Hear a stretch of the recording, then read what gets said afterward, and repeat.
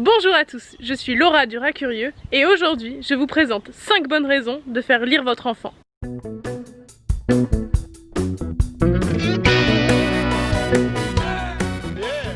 On se retrouve pour discuter des bienfaits de la lecture. C'est naturel, c'est évident, la lecture est indispensable pour vos enfants. Mais concrètement, pourquoi est-elle importante et qu'apporte-t-elle ?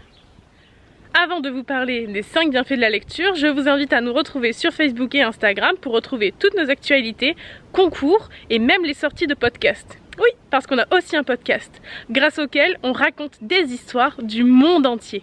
Il suffit de taper le Rat Curieux dans la barre de recherche de votre plateforme d'écoute préférée.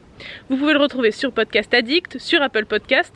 Je suis sûre que votre plateforme d'écoute préférée héberge le podcast Curieux. Tous les liens utiles sont dans la barre d'infos. Je vous laisse avec les 5 bienfaits de la lecture.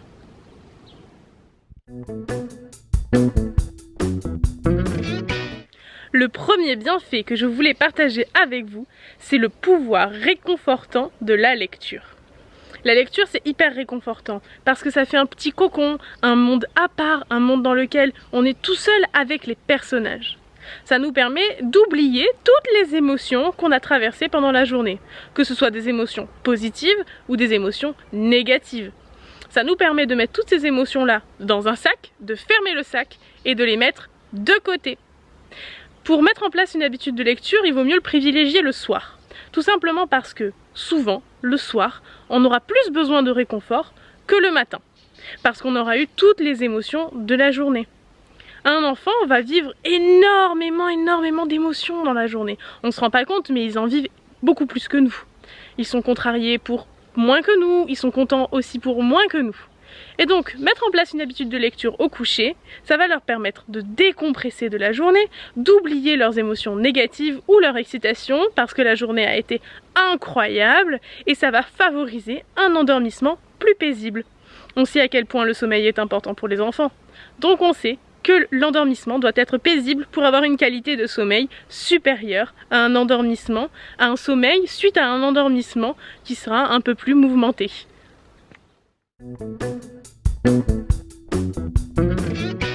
Un autre des bienfaits de la lecture, c'est que la lecture peut être utilisée comme support de jeu.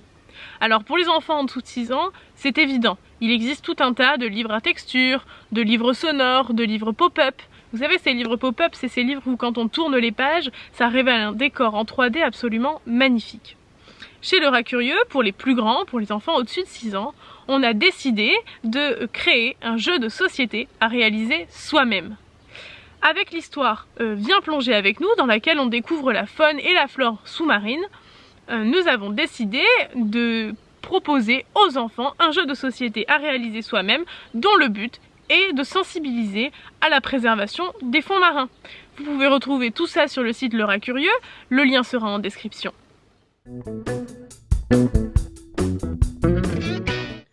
Le troisième bienfait de la lecture que je voulais aborder avec vous, c'est l'accroissement du vocabulaire. Effectivement, un enfant, plus il aura de vocabulaire, plus il sera agréable de comprendre les textes et de lire. Et plus il va lire, plus il va accroître de vocabulaire. C'est un cercle vertueux.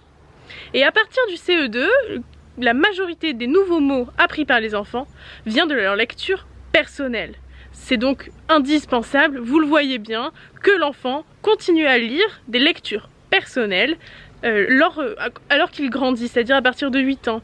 On voit grosso modo un désintérêt de la lecture chez certains enfants à partir de l'école, à partir de 8 ans, quand ils doivent lire maintenant tout seuls. Il faut continuer à l'inciter. Il y a des études qui ont été faites qui prouvent que 25 minutes de lecture journalière apporteraient au vocabulaire plus de 1000 mots.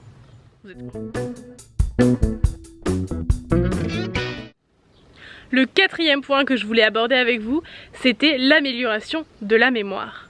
Parce que quand on ouvre un livre, on découvre un monde, on rencontre des personnages, on découvre une ville, on découvre même peut-être plusieurs villes, plusieurs mondes, plusieurs créatures. Et il faut qu'on retienne tous ces détails, il faut qu'on comprenne qui est qui a des relations avec qui habite où, enfin tout ça, ça fait appel à notre mémoire. Et le cerveau fonctionne comme un muscle. Plus on l'entraîne, moins il va vieillir vite. Donc, la lecture, c'est entraîner le cerveau et c'est entretenir toutes nos connexions neuronales. Le cerveau continue de grandir et de s'améliorer jusqu'à nos 18 ans. Je suis certaine que vous faites la relation avec le premier point, qui était celui de mettre en place une habitude de lecture. Vous comprenez? Une habitude de lecture, on lit régulièrement, on entraîne notre cerveau. Et pour finir de vous convaincre, aujourd'hui, les adultes qui lisent de manière régulière ont 32% de chances en moins de connaître une maladie cognitive.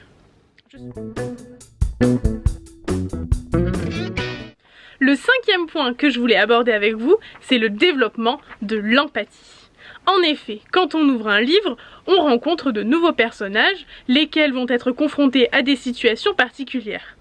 Et ces personnages-là vont se confier à nous en nous expliquant leurs émotions, leurs ressentis, leurs schémas de réflexion.